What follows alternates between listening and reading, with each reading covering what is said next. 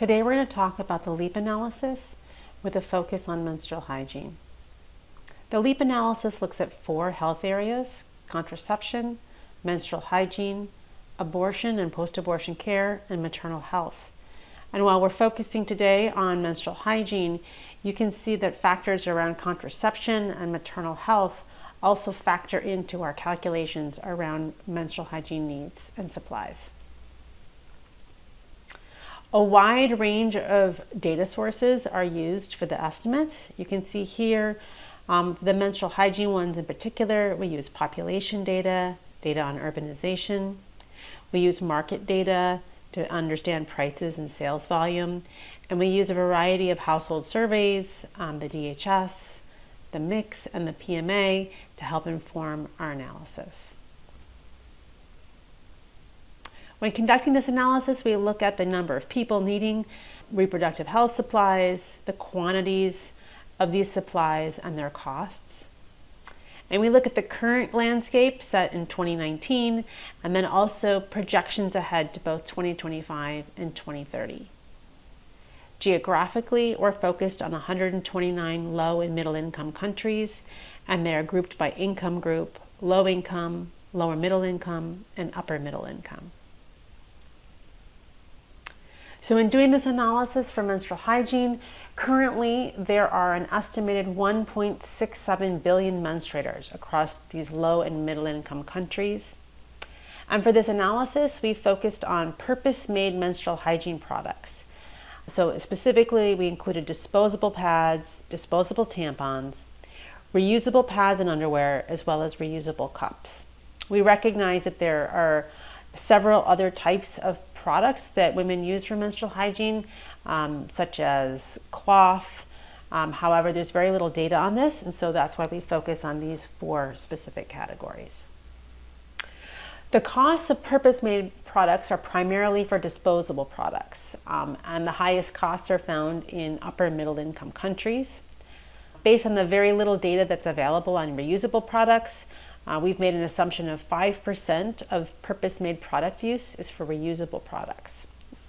The annual costs are lower for reusable products, resulting in current estimates of approximately 2% for reusable products and 98% for disposable. So when we generate our projections to 2030, we look at 3 potential scenarios. The first scenario is maintaining product use, where we assume that no changes are made in the proportion of purpose-made product use, but we do account for changes in demographics, contraceptive use, and fertility rates. Our second scenario is increased purpose-made use. So here we assume an increase in access to purpose-made products within a particular region, where we say within that region, a low-income country achieves the rate of use of lower middle-income countries by 2030, and lower income achieves that of upper middle income use, whereas upper middle income countries make modest gains, reaching the highest use within the region for the upper middle income countries. In scenario 3, we maintain what's happening in scenario 2 with regards to increased access, but we also model a shift towards increased and reusable use, where we assume that 25% of menstruators will be using reusables by 2030, acknowledging this would be a major shift in the market. So you can see that the proportion of menstruators using purpose-made products increases in scenarios 2 and 3, particularly in the low-income countries. You can see the low and lower middle show a big jump from scenario 1 to scenario 2 and 3, whereas it's a much more modest increase for the upper middle income countries. You can also see as we move from scenarios 2 to 3, that big increase in the proportion of menstrual hygiene products that are reusable. And that's where that red bar grows substantially. Shifting to 25% reusables by 2030 ameliorates the increase in the number of disposables needed when increasing purpose-made use. So you can see here for disposables, as we move from 2019 to 2030, under our scenario 2, the green line, you can see quite a big shift in terms of the number of disposables needed in 2025 and 2030. But that need for disposables is tempered when we get to scenario 3, the purple line, because of that shift to using reusables. So you can see that big growth in the next column for reusables and see how that impacts both the reusable pads and reusable cups.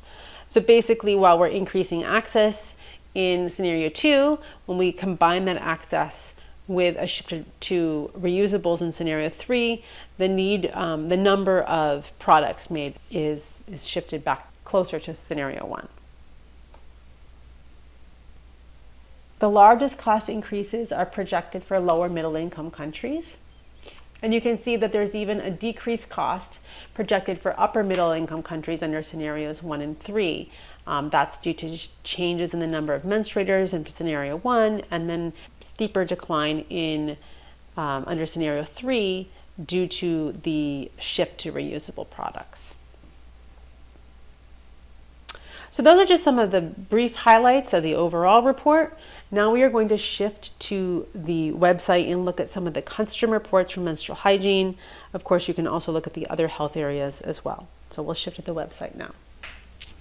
So now we're on the website, and the landscape report can be customized to a specific country or group of countries depending on one's needs. So using this drop-down list here, you can scroll through and select country groups, whether it's income groups, different regions, different priority for donors, or individual countries. And we have all 129 countries that were used in the report here.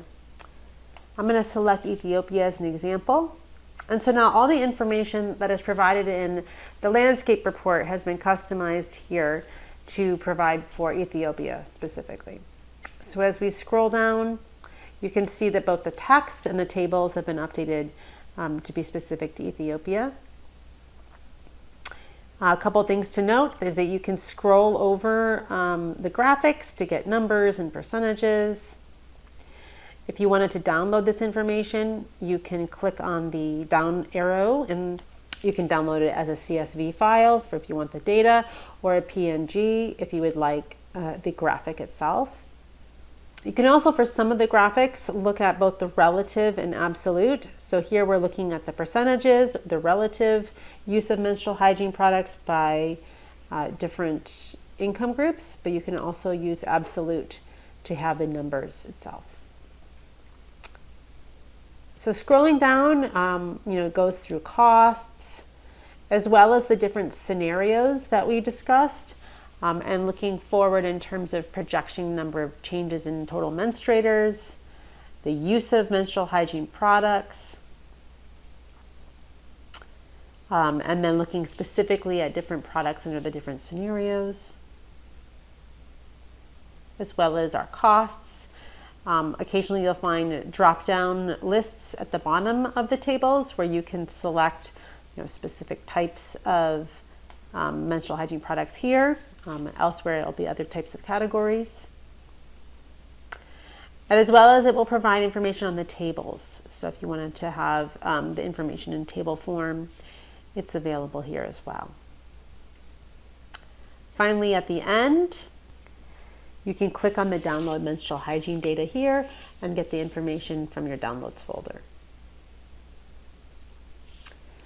If that's the first custom landscape report, there's also a comparison report. This is if you want to see the information and you want to compare countries within a specific region or within the income groups. So as an example, I'll choose South Asia, and now you'll see a lot of the same information being displayed, but it will break out the countries within the group. So in this case, you can see sort of how India dominates the South Asian market, and also dominates in terms of costs and menstruators, etc.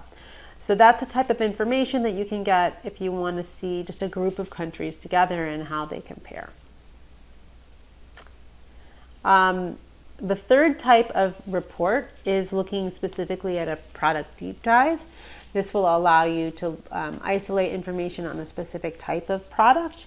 So in this case, it could be looking at disposables, so that's both pads and tampons, or looking specifically at reusable pads or reusable cups. And so that information will be specific to that product. As you scroll down, and again, it'll tell you about some of our top users, the top countries, as well as looking at the different scenarios and projections in terms of users and costs and quantities. So that's all we're reporting on today. We thank you for your attention, and for more information, you can contact us at leap@rhsupplies.org. Thank you very much.